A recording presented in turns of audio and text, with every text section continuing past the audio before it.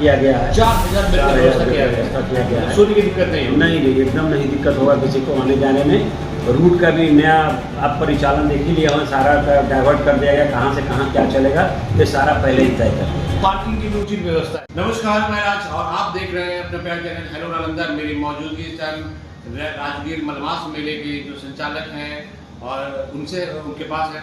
और इस बार कहा जा रहा है कि इस बार जो प्रशासन द्वारा व्यवस्था किया गया है, क्या मैं गलत कर रहा हूँ सर?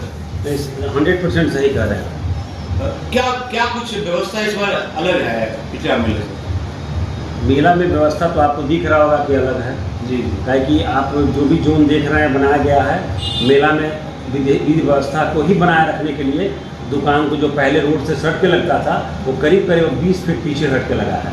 उससे हमारा रोड का चौड़ाई करीब 70-80 फीट खाली रह गया है। कभी भी कुछ आपातकालीन घटना हो तो उसमें निकलने में आसानी हो जाए, उसके लिए बहुत सारा व्यवस्था किया गया है। जगह जगह पे बैरिकेडिंग किया गया है, जगह जगह पे जोन बनाया गया है कि अगर कोई आपातकाल हुआ तो इसमें इस जोन में जाके खड़े हो जाएंगे लोग ताकि वहाँ व्यवस्था ठीक ठाक रहे। मेले की शुभारंभ कब है और ध्वजारोपण कब है? मेले का शुभारंभ 17 मई को है, सुबह 8 से 9 के बीच में होगा। प्रशासन द्वारा क्या कुछ व्यवस्था अलग किया गया है जो इस बार आप काफ़ी अच्छे आप खुश हो रहे हैं कि प्रशासन द्वारा एक अच्छी व्यवस्था की गई है? आने वाले जो भी पर्यटक हैं या तीर्थयात्री हैं उनके लिए हजारों शौचालय बनाया गया है। उनके ठहरने के लिए करीब 4000 बेड का व्यवस्था किया गया है। 4000 बेड का व्यवस्था किया गया है। सोने की दिक्कत नहीं एकदम नहीं दिक्कत होगा किसी को आने जाने में। रूट का भी नया आप परिचालन देख ही लिया हो, सारा डाइवर्ट कर दिया गया, कहाँ से कहाँ क्या चलेगा ये सारा पहले ही तय कर दिया। पार्किंग की भी उचित व्यवस्था है। पार्किंग का भी उचित व्यवस्था किया गया है। जो बंगाली पाड़ा से होते हुए एक रास्ता जाके आपको मखदूम कुंड के पहले एक पार्किंग मेला के द्वारा भी बनाया गया है। पार्किंग बड़ा पार्किंग, उसमें सारा गाड़ी मोटरसाइकिल चला जाता है। एक पार्किंग आपको राजगीर थाना से होते हुए जहाँ मेला शुरू होता है उसके पहले बनाया गया है। सबसे बड़ा जो भीड़ जहाँ दिखता है आपको 3 थिएटर है वहाँ पर दिखता है, उन थिएटरों पे कैसे नजर आएगा प्रशासन का?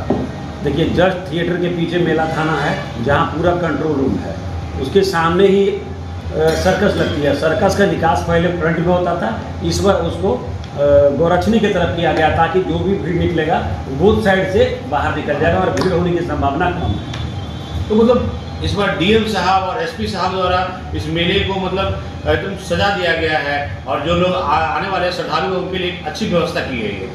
आप तो देख ही रहे हैं, डीएम साहब 24 घंटा में कम से कम 8-10 घंटा राजगीर को ही दे रहे हैं ताकि व्यवस्था में कोई कमी नहीं रह जाए।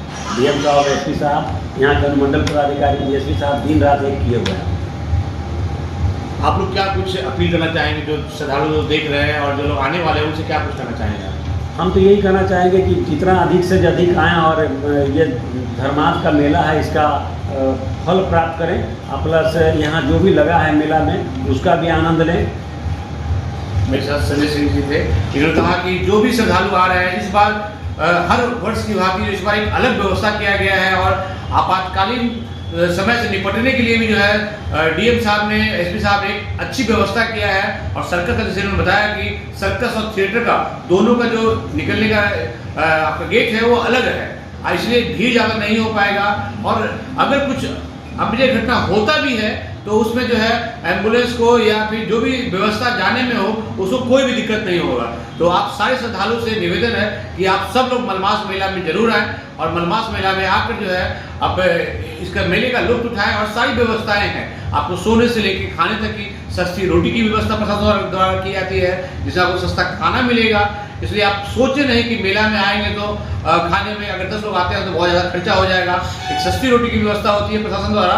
तो इस बार डीएम साहब जो हैं अपने वर्तमान कुंदन जी, वो लगभग 8 से 10 घंटा जो है अपने पूरे समय का जो है यही राजगीर में दे रहे हैं और बड़े माइन्यूटली हर चीज़ को देख रहे हैं कि किस तरीके से व्यवस्था की जाए। और एक उत्तम व्यवस्था के साथ इस बार मलमास मेला आया है और सब आप लोग आइए। अगर कुछ जानना हो कमेंट में कर सकते हैं ताकि हम लोग कमेंट के माध्यम से आपको जानकारी दे सकते हैं। और हमारे साथ संचालक जी है, इन्होंने बता दिया है कि इस बार कोई भी व्यवस्था जो है मतलब टूटी फूटी नहीं है, सारी व्यवस्था को एकदम तंदुरुस्त कर दिया गया है।